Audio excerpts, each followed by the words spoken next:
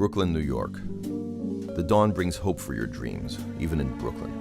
He's Trillo. He's Suede. Someone stole my canary. I need you to find out who murdered him. Ahoy, Baruch Hashem. When you've been in this line of work as long as we have, nothing is shocking. You've never cosplayed? I did that once. Trillo doesn't do anything that requires imagination. Oh, yeah. Yeah, that's Rabbi Lustig. You always get the dames.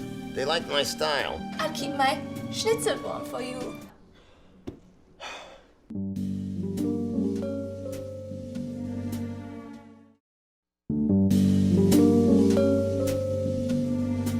It was a gloomy morning in Brooklyn, New York. I was already feeling cynical and alienated because I'm expected to be that way in this genre. I'm Fiona Fatale. Cheating on a dame like you? Hard to believe, dollface. What was your grandfather's name? Peter Piper. And why did you say cloaked in mystery? Whose name began with an A? You're the psychic, you tell me. I decided to become Jewish so no one will know that I'm black. How could I keep my mother out of it? Stop talking into the microphone. Oh my god, just finish the scene. We'll fix everything in scene 2. Is that a mezuzah in your pocket? Or are you just glad to see me? Oh, no, there's a jar of Harry. Oh, in case I need a nosh. Welcome once again to the Radical Imagination. I'm your host, Jim Vredos. I'm a sociologist who's taught at John Jay College of Criminal Justice and Yeshiva University here in New York City.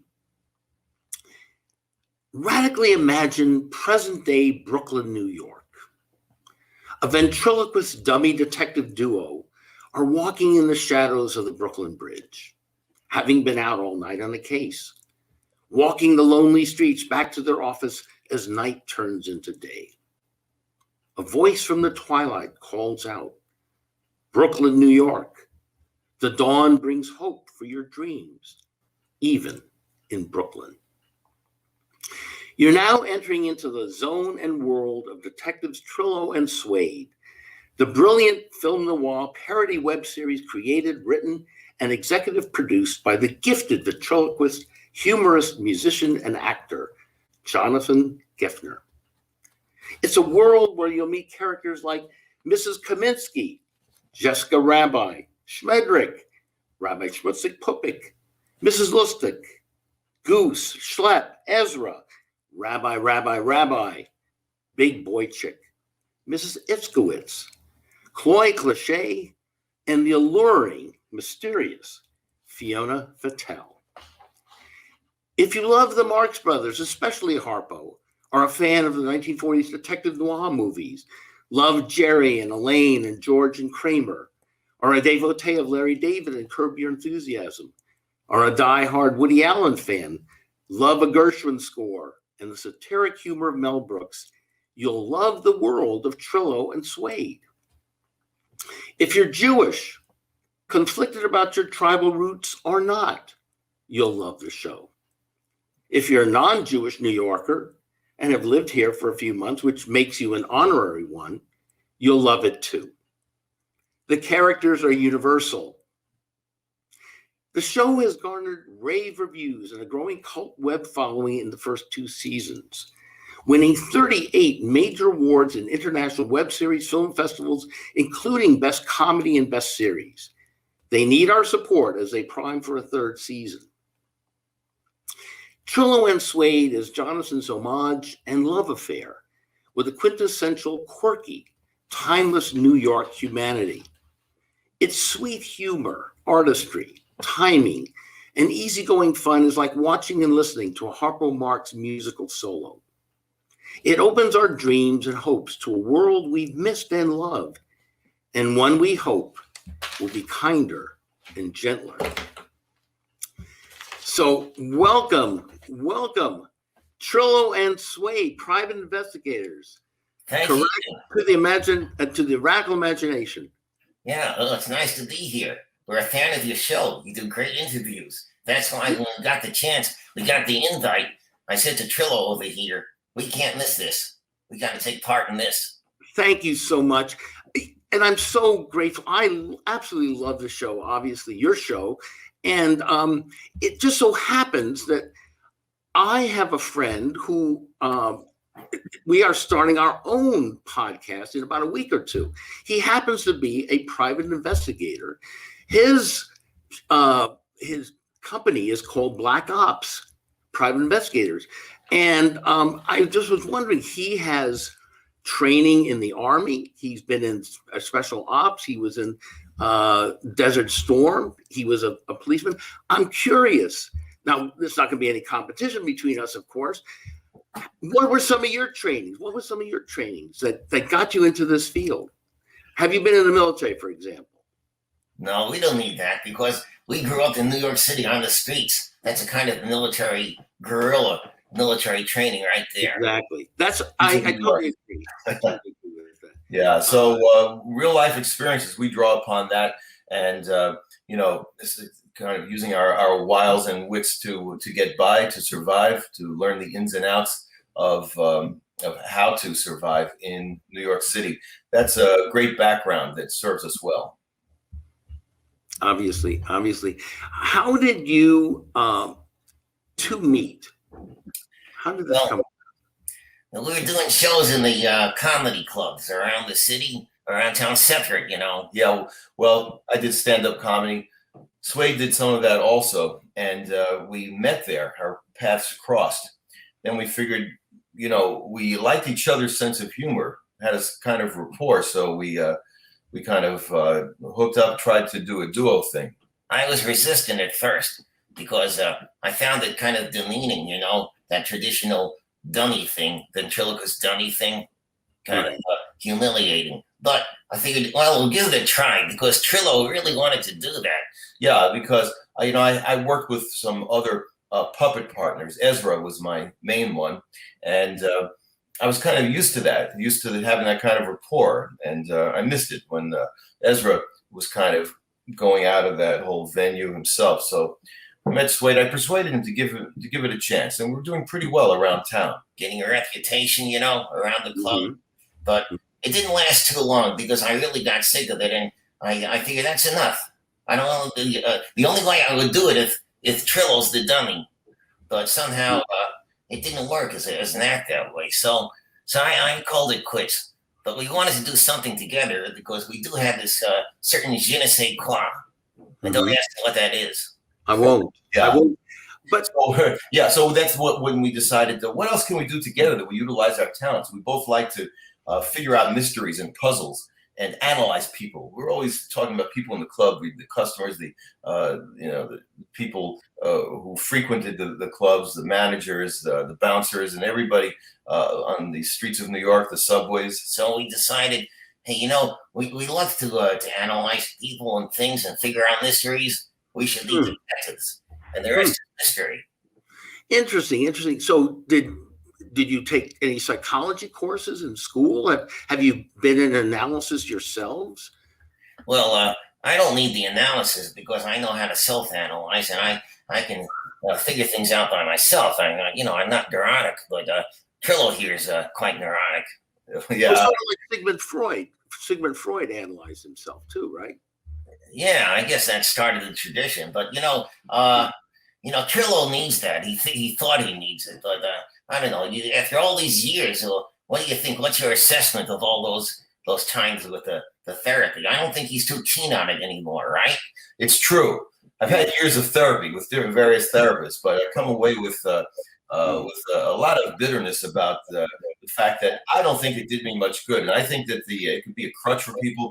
And my real breakthroughs came when I ended therapy, official therapy, and kind of followed Suede's lead with self-analysis, and that with just the psychology of dealing with my very kind of dysfunctional extended family, I think served me well in being able to approach difficult situations, complex problems, and figure them out together with me. We put our two heads together, and it works even better that way. Interesting. Suede, did you have also sort of a large dysfunctional family? Well, I didn't know them much because I know I'm from the Oak family, Yeah, the Oak family is where he's from. But I didn't know anybody from that part of the forest because the first thing I remember, I was being carved by this guy Gilmer. Yeah, Brad Gilmer was the guy who carved him out of oak wood. So he never really knew his family. I always wondered. I felt like it's a part of my history, which it's a big gaping hole. Exactly. It sounds very painful and traumatic. You've come out of it very well. Yeah, I know. I draw upon that. But I had some opportunities to do some research on my DNA.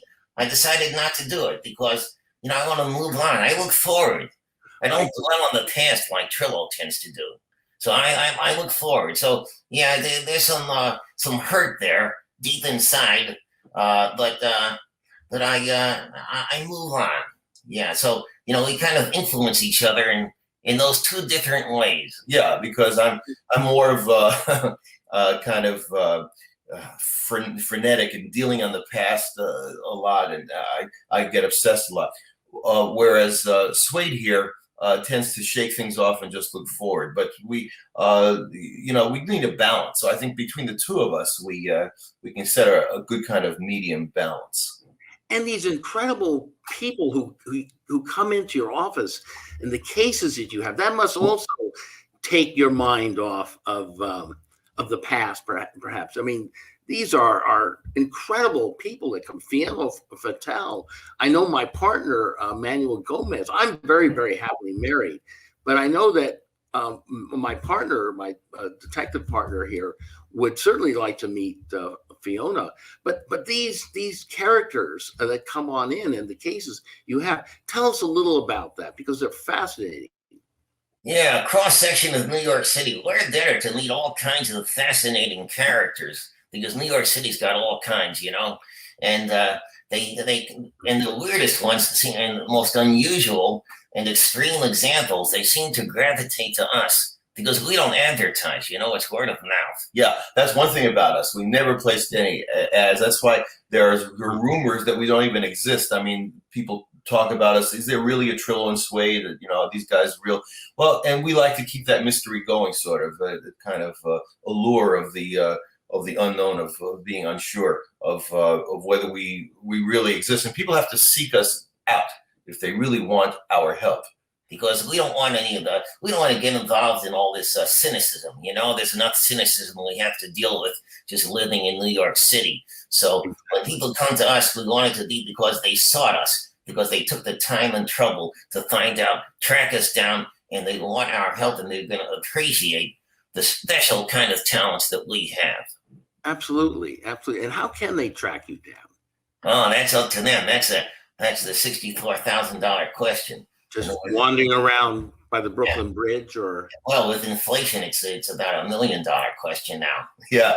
Well, they got to ask around. They got to do their own legwork, ask around, and make inquiries, and do their own little investigation. Right. That shows us that if they find us, that they're going to appreciate us. Right. Tell us a little about perhaps one or two of your favorite cases that you've dealt with. Well, our web series is based on real cases. Yeah. So when you see the web series, we have 2 seasons out now. So it's 20 episodes, each 20 different cases. And they reflect things that really happen to us in our practice as detectives. Case number 1, the Hong Kong Canary. Yeah, so that's it's in season 1, episode 1. You can see it right there. That's where we meet, or our audience meets, Chloe Cliché. It's where we met her the first time too. It's a reenactment. Yeah, of Chloe Cliché. She had a family heirloom, which is known as the Hong Kong Canary. Not an actual bird. Not an actual bird, but called the Hong Kong Canary, famous throughout Asia. But it's in her family heirloom. Although she's not Chinese. That's another long story. Yeah, different story for another episode. We didn't even shoot that one yet. The backstory on that. But anyway, it went missing, and it was stolen.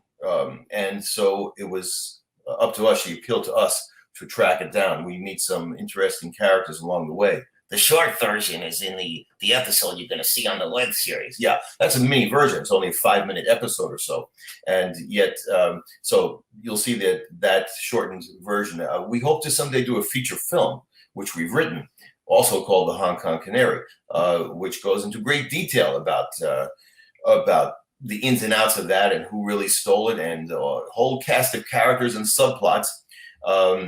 So we don't want to give too much of that away in case we get to that movie. But the actual case involves a character called Goose, who's kind of a thug, right? Yeah, gangster. Yeah, and he's intrinsic to the plot of what actually happened to the Hong Kong Canary. You'll have to see the episode to actually see the details. Absolutely. Now, you spent a couple of years in Hong Kong, correct? Yeah, we did. We hung out there for a while because how was that? Well, Trillo here, he was chasing a girlfriend over there, and so he dragged me along, and we hung out there, and we set up office, and we had some cases over there too. And in Hong Kong, of course, we didn't have the Hong Kong Canary case. We had the New York Canary case. But that brought us back to New York. And so here we are again. I finally was able to persuade Trillo here to give up on that dame because he gets hooked on dames. You see, that's why he needs me to set him straight, because he has all these illusions, all his delusions. You know, his main trouble. Yeah, well, you're gonna say, or what do you think is my main trouble? My main problem with dames is what? Is that he takes them seriously. And that's the secret of dames are don't take them seriously. So are you serious? Spade, are you really? I mean, Suede, I'm sorry, because there is actually Sam Spade. You are part of that tradition, that noir tradition. So I'm sorry, excuse me, but Suede, are you that cynical about women?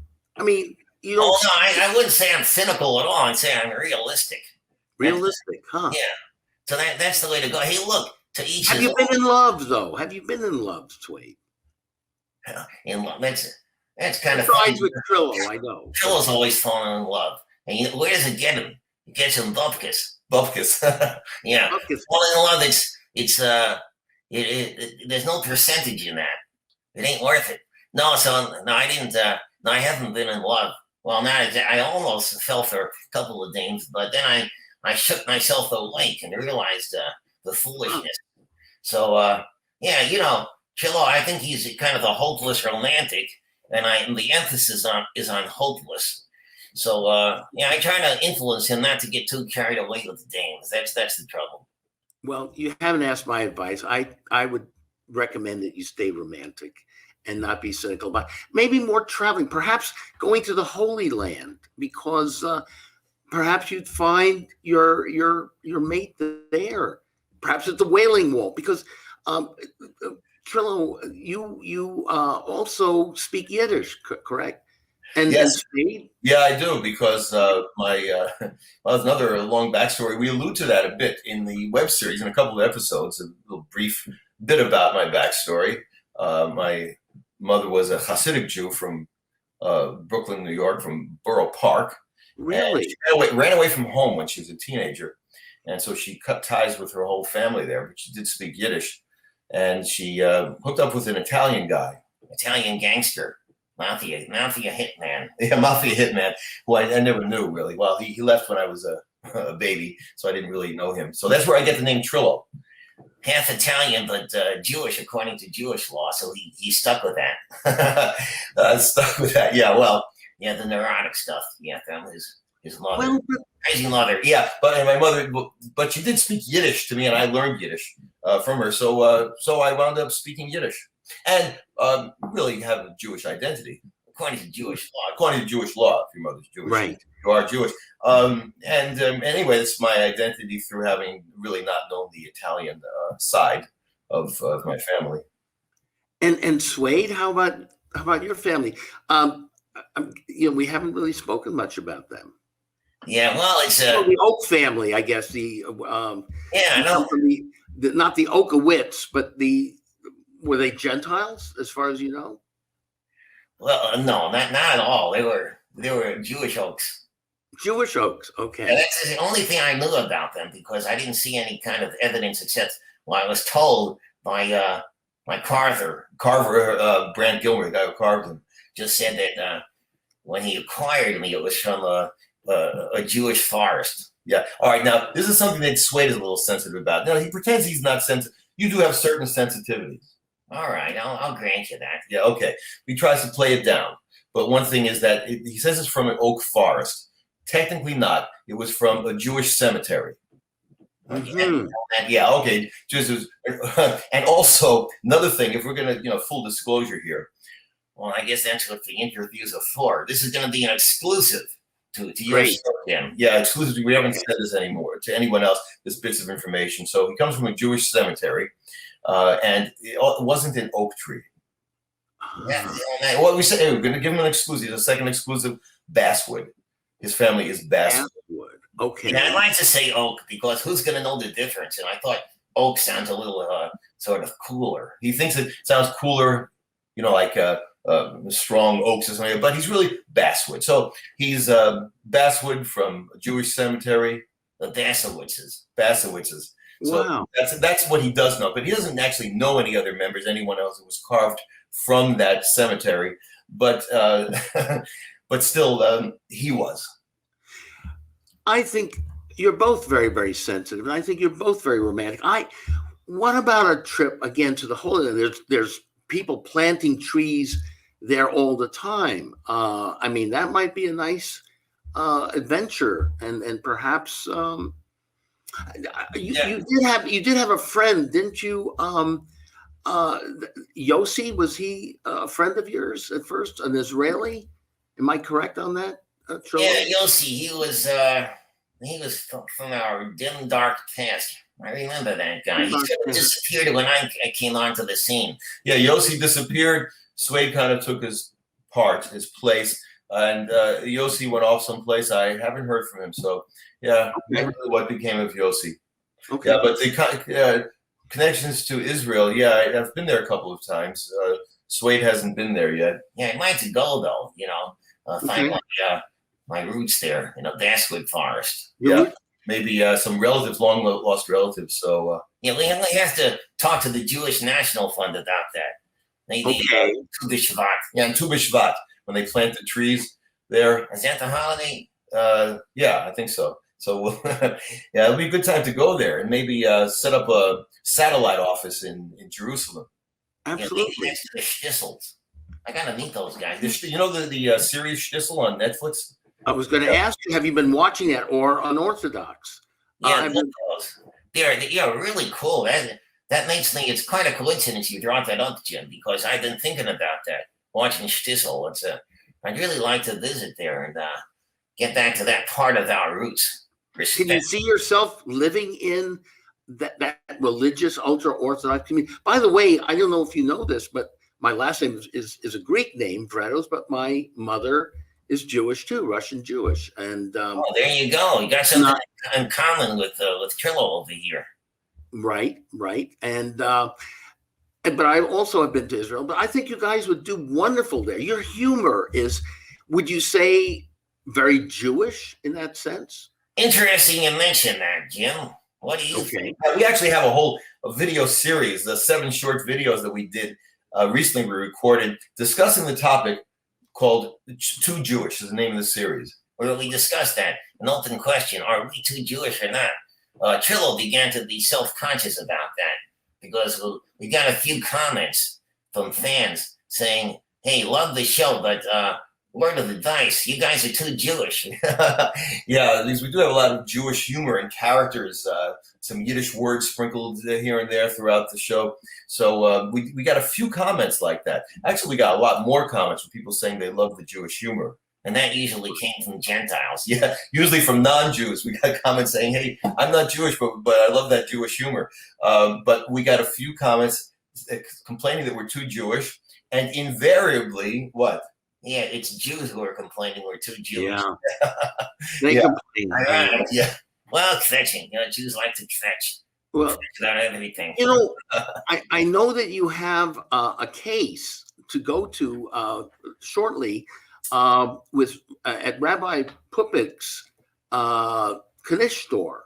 You've got Yeah, to is meet that a client? We're going to meet with a client. Yeah, well, we meet all kinds of clients. I think you alluded to earlier the fact that Yes. a lot of femme fatales, a lot of really classy dames, real lookers, and so we have other kinds of clients too, a variety. Yeah, Hasidic and all kinds. Yeah, okay, but right now we're So going they to can be lookers. You saw Schitzel. There were some lookers there. Oh yeah. So we should get going to the Schmutz and Pupik's Knish store where we're going to meet a client. And we can't be late for this one because she's a looker. Yeah.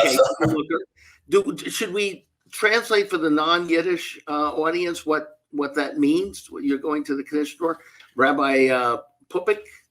Is there a translation for the rabbi, or should we just let that The go? rabbi's name. Oh, the rabbi's name. The rabbi's Pupik. Yeah, well, it does mean in that's a Yiddish name, and his I don't know how he got a name like that, but it translates it translates as dirty belly button. That's dirty button. Well, that would not be good to have. It's better. It sounds better in translation. So listen. I don't want to keep you, but I understand, Jonathan. You're going to come back, and there's no Jonathan here. Let me straighten something out, Jim. You're under a misconception, a delusion. Jonathan Geffner. I don't think he exists. There's an illusion, a rumor going around that there's this guy Jonathan. Well, okay, the guy exists, but not the way you think. Yeah, there's this guy Jonathan Geffner who has this illusion that he created us, and that he writes our scripts and stuff like that. He's a nut job.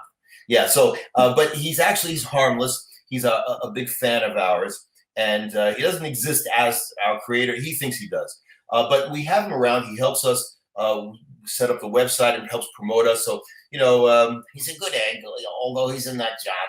So he hangs around. He's here right now, I believe, in the next room. So if you can talk to him. Wonderful. Okay, we'll take a short break. Listen, it's been a pleasure, Suede. I hope to meet you again. You're terrific. Stay romantic, and I know you're going to find the love of your life. I know it. You're very lovable. Love you so much. Take care. Well, nice to meet you. See you soon. See you soon, Jim. Okay, take care. I could think of only one thing to console myself.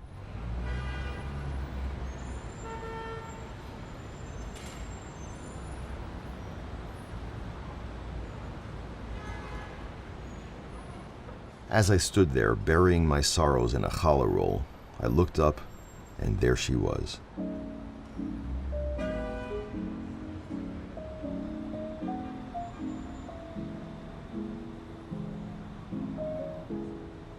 I was so shaken that it triggered a relapse of my eating disorder.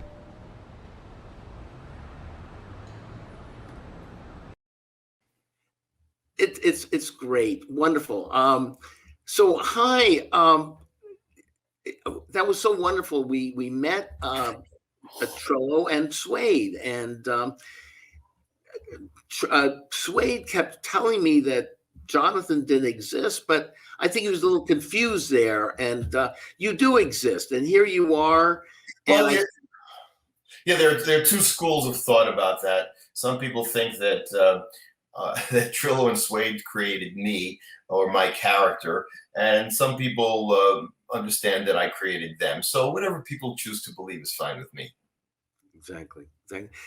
So I see the piano in the background there. You're a musician as well, and we're going to play a couple of clips. A clip of you playing Rachmaninoff. So you were a very, very serious musician, correct?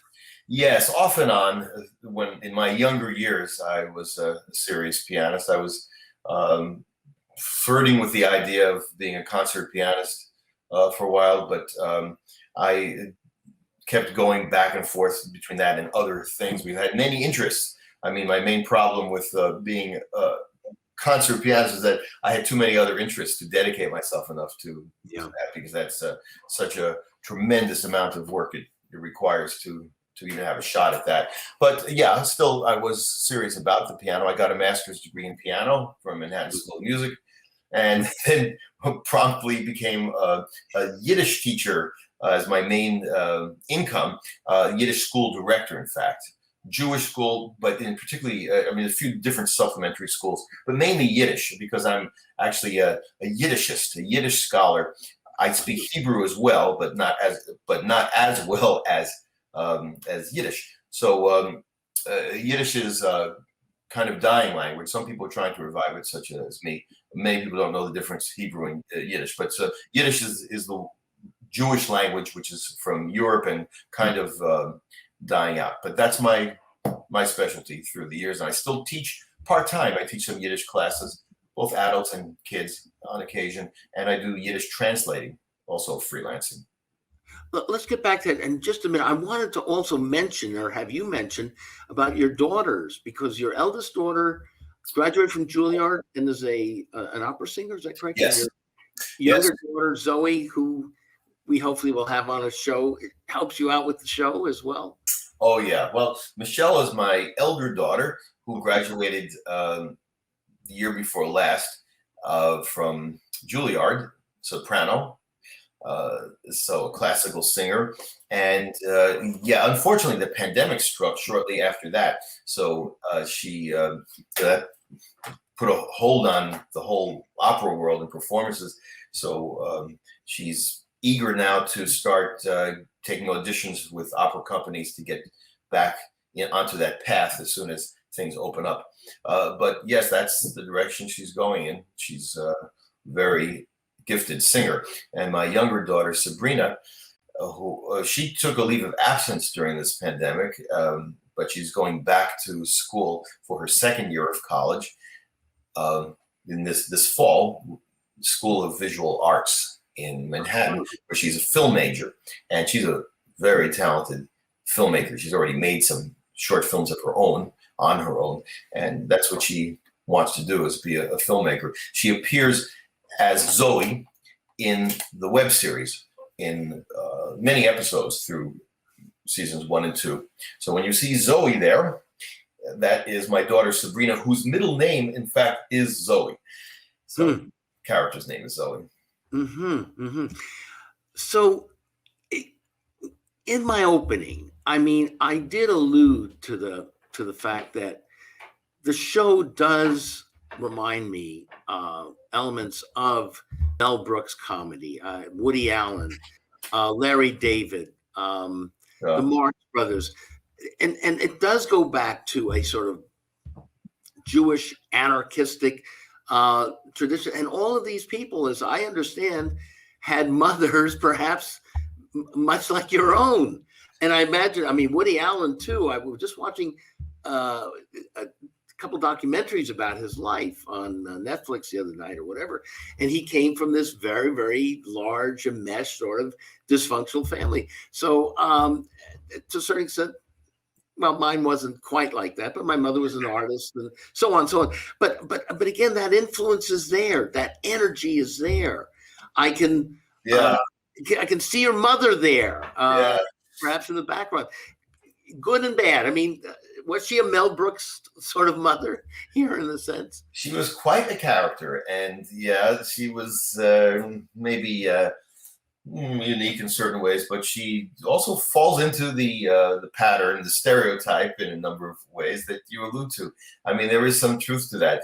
I mean, stereotypes are born of truth that's exaggerated most often, whatever stereotype usually develop. That's not to justify stereotyping people in real life. But I'm saying that, there are certain cultural, ethnic, societal trends, that are typical or common in different groups in different ways. And the very, very strong, overbearing mother. It's not unique to Jews, of course, but there are a lot of Jewish mothers like that, one degree or another. So there's some truth to it. And in my case, it certainly was true.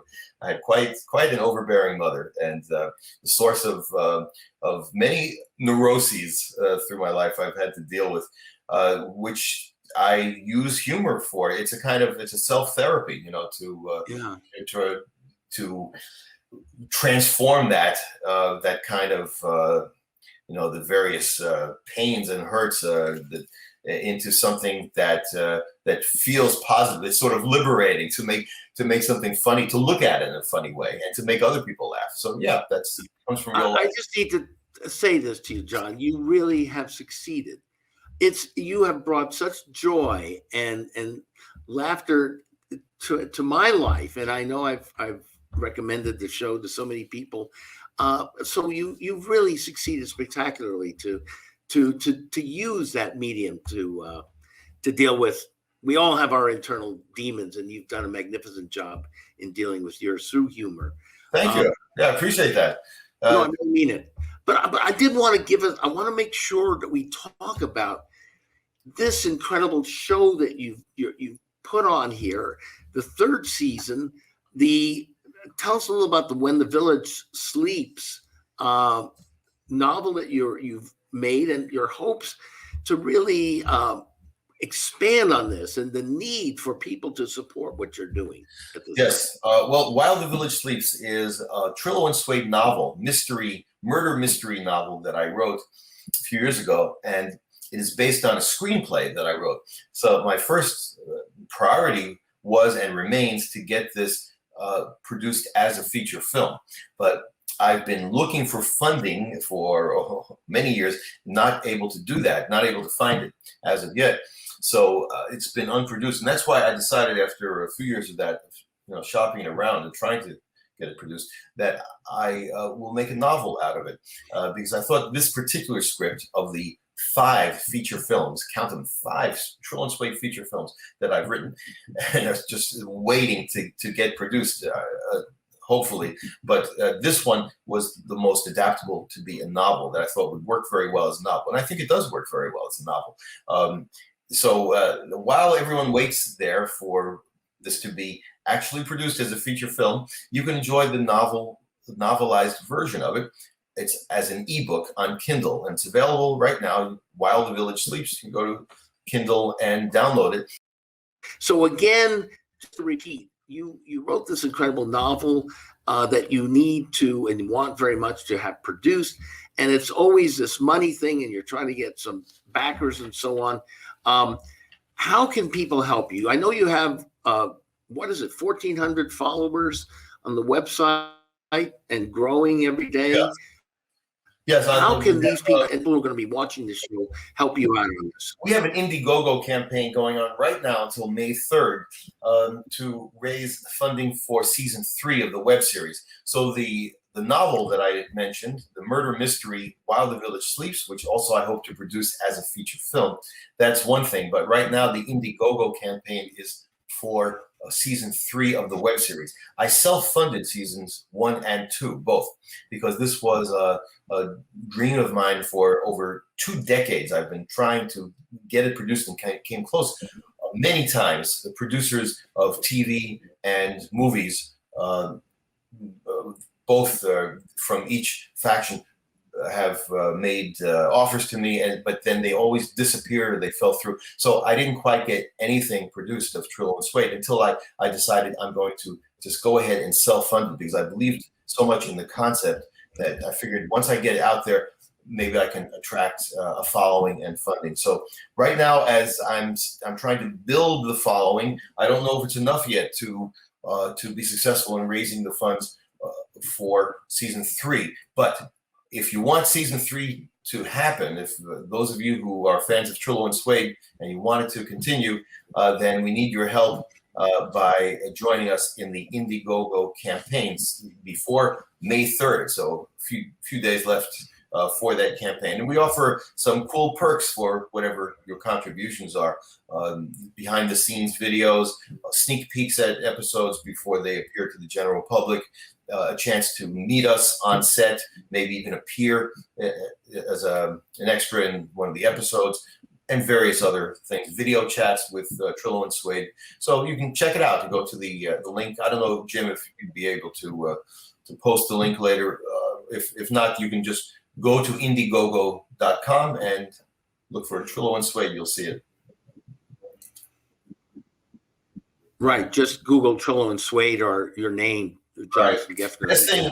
That will lead you to what you're talking about. Best thing is through the YouTube channel, because there you'll see all the videos. You'll be able to enjoy them. Subscribe to the channel and click the notification bell, that little gold bell, so that you'll be notified on future uploads, and enjoy the whole series there. And you'll see the Indiegogo campaign featured right there on the YouTube channel. So the YouTube, it's again, go to YouTube, Trillo, Suede, put it in, Geffner, Trillo, Suede, any of those, it'll come up. The actual URL is youtube.com/c/Trillo Suede. But if you forget that, just go to Trillo Suede, type it in, you'll find it. But are you having fun with this? Are you having fun with this? Are you having fun doing this?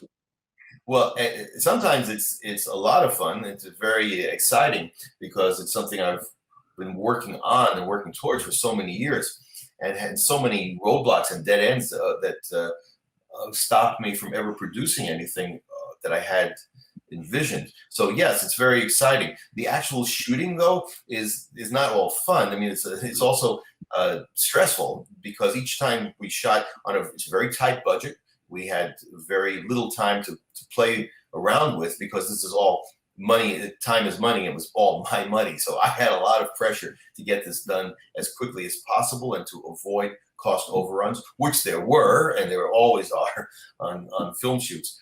So the fact is, I couldn't enjoy it as much as I would have liked to. I still dream of a situation where Netflix is doing my show, or HBO or something like that, and hiring me, and I don't have to worry about the budget, and so I imagine that I would enjoy it more, because I wouldn't have that pressure, that stress. But still, it's very, I'd say more than fun. I'd say it's very gratifying that I've been able to do this, and even on a tight budget, and with all kinds of problems that occurred during production and post-production. But still, I'm pleased and I'm proud of the outcome. I think that it's I did a good representation of what I had in mind, considering my budget. Of course, with a huge budget, there are all kinds of other things I could do to make it even more spectacular. But considering what I had to work with, I'm very pleased and I'm very proud of how it You turned out. should be. You should be. I know, very general question, but what have you hoped you've accomplished with this? What do you hope people get from this? Well, I hope that the people enjoy it. Is just the basic, most important thing. But when I wrote this, I was thinking, what do I want? What would I enjoy seeing? I didn't try to come up with anything that I was thinking from the audience perspective, that, oh, what's going to sell? I hoped it would sell. I hoped that it would go over with, they would develop at least a cult following, that enough people would enjoy it, would go for it. But I wasn't thinking in terms of like, I've got to create something that will get the biggest possible market. No, not at all. And I just hope that what I had in mind, which I had a burning desire to create, that other people would also appreciate that, would and enjoy entering that world that I created, this film noir-esque, film noir parody kind of alternate universe. Absolutely, absolutely, and it is so magnificent. It really transports you in so many different ways, and it's just funny. I mean, that's the bottom line. It is so funny. You know what? We have 2 or 3 minutes left, and I want to absolutely make sure that your message gets out there. And I know you explained it before, but do so again in a couple minutes, because we're not sure if it all got incorporated into the show. Tell us again how people can support what you're trying to do, how they can reach you, how they can view the show. Well, main thing is go to the YouTube channel and enjoy the series. The web series because it's free. For now, it's all free. Seasons 1 and 2. You can see all 20 episodes. They're short episodes, by the way. These are just, they range between 5 and 10 minutes each. So, it's easy binge watching. And there are also many other videos on the channel that are not part of the web series. Other videos with Trillo and Suede, and some of my other puppet partners and me. Even some videos now I started to put up of my piano playing. So all kinds of stuff, but mostly focused on Trillo and Suede. Enjoy all those videos there. Subscribe to the channel. Click the notification bell, and so you won't miss anything. And then join our Indiegogo campaign while it's still running up until May 3rd. Even past May 3rd, we'll probably be able to make an extension on it. So if you're watching this right now, that it's past May 3rd of 2021, you still might be able to contribute to our campaign.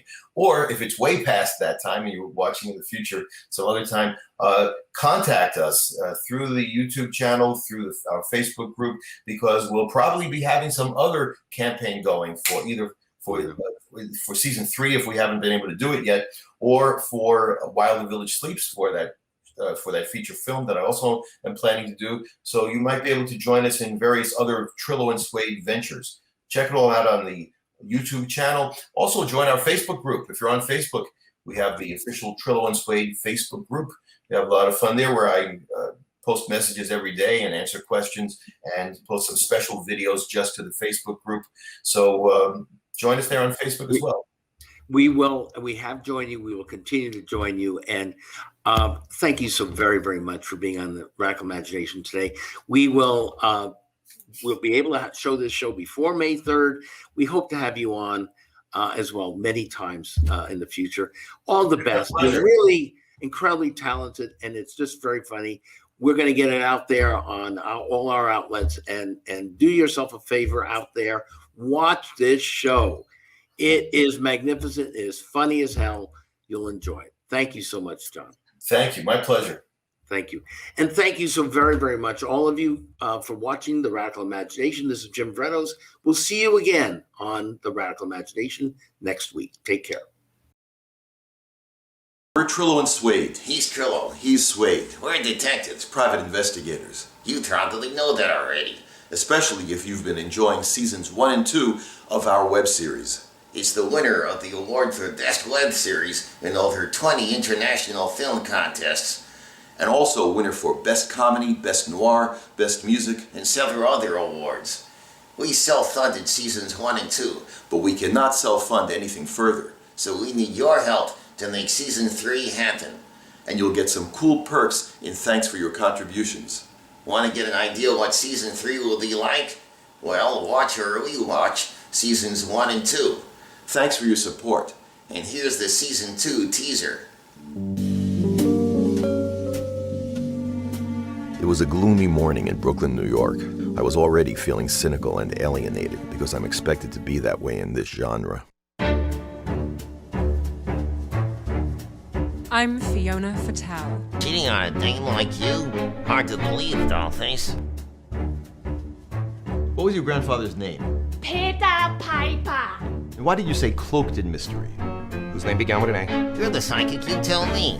I decided to become Jewish so no one will know that I'm black. How could I keep my mother out of it? Stop talking into the microphone. Oh my god, just finish the scene. We'll fix everything in scene 2. Is that a mezuzah in your pocket? Or are you just glad to see me? Oh, no, there's a jar of Harry. Well, in case I need a nosh.